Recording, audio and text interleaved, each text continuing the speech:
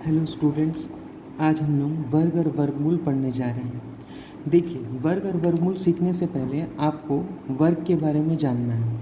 तो सबसे पहले हम लोग बात करेंगे कि वर्ग किसे कहते हैं।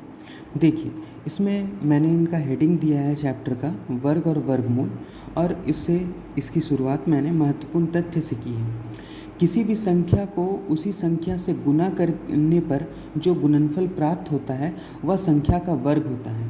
संख्या का वर्ग होता है, ये परिभाषा है वर्ग की। वर्ग की परिभाषा क्या है? किसी भी संख्या को उसी संख्या से गुना करने पे जो गुणनफल प्राप्त होता है वह उस संख्या का वर्ग कहलाता है। एग्जाम्पल के तौर पे देखिए, जैसे 5 का वर्ग। 5 का वर्ग मतलब 5 गुना 5, 5 गुना 5 ये 25 होता है।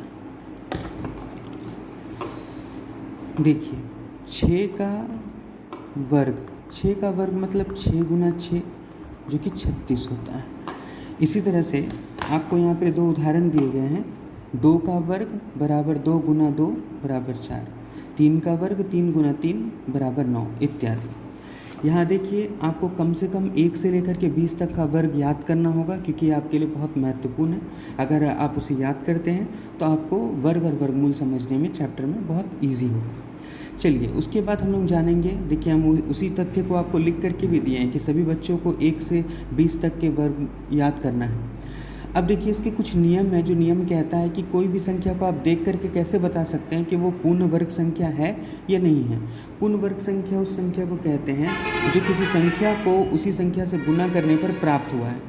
उदाहरण के तौर पे देखिए, जिस संख्या की इकाई में अगर 2, 3, 7, 8 रहता है वह पूर्ण वर्ग संख्या नहीं हो सकता। ये नियम नंबर 1 कहता है कि जिस संख्या की इकाई में 2, 3, 7 और 8 रहता है वह पूर्ण वर्ग संख्या नहीं हो सकता।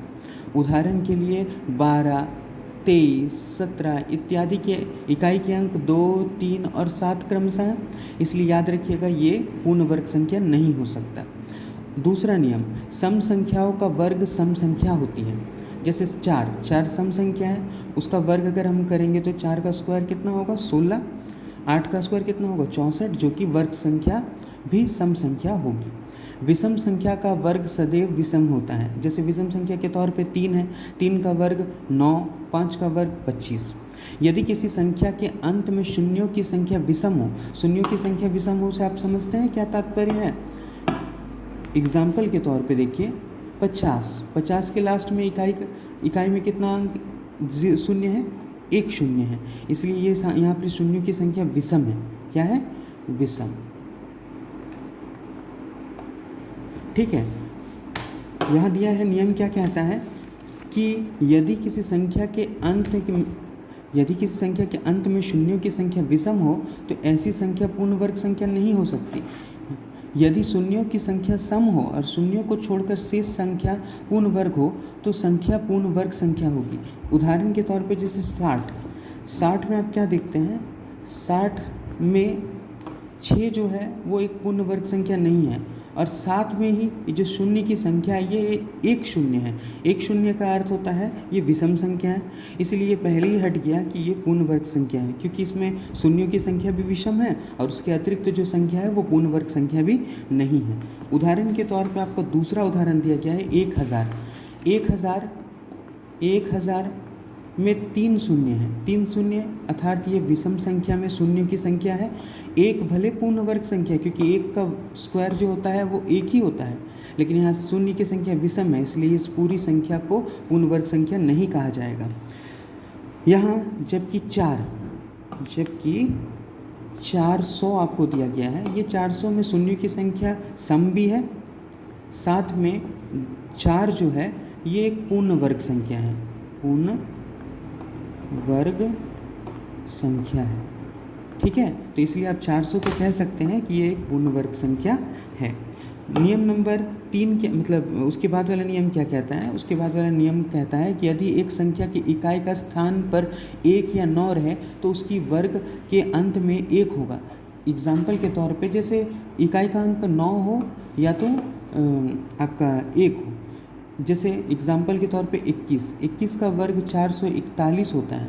अर्थात 21 को 21 से गुना करने पे 441 आएगा। इसका भी इकाई का अंक 1 है। अगर मान लीजिए आप 9 करेंगे तो 9 का स्क्वायर करेंगे तो 9 9 में 81, इसका भी इकाई का अंक 1 आ रहा है।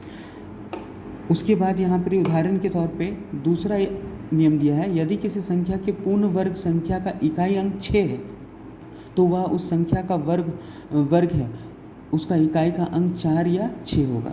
इसको अच्छे से समझिए नियम को। यदि किसी संख्या के पूर्ण वर्ग संख्या का इकाई अंक 6 है, अगर मान लीजिए जैसे एग्जाम्पल के तौर पे 36 का इकाई का अंक 6 है, तो ज़रूर ये उस संख्या का वर्ग है जिस संख्या का इकाई का अंक या तो 4 है या तो 6 है।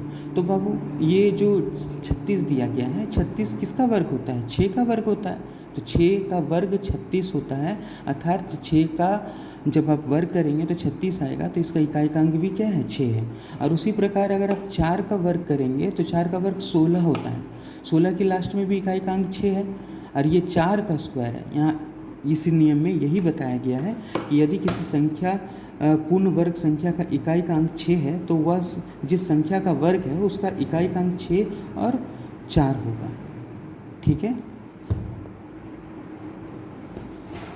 नियम एक बार आप अच्छे से देख लें।